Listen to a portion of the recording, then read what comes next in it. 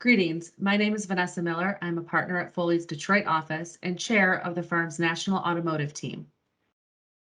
I'm here to talk with you today about ways to mitigate some of the risks that we've seen with respect to supply chains and that we continue to sustain in 2022.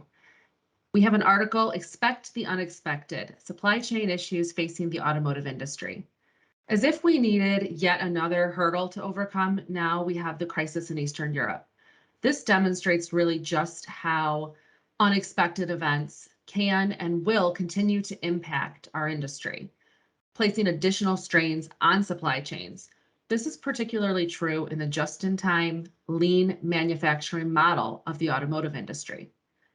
We've already seen, and the automotive industry has had to withstand unprecedented and nonstop raw material shortages, labor issues, freight increases, and delays, none of which were accounted for in most parties' contracts, which are typically long-term fixed price agreements for the life of the part, life of the program, spanning anywhere from 5 to 10 years or more. So what can automotive companies do? What can they do when they don't know what to expect next?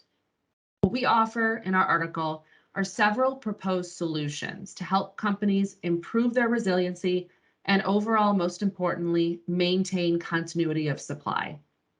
For additional details and more information, please click the link below. Thank you.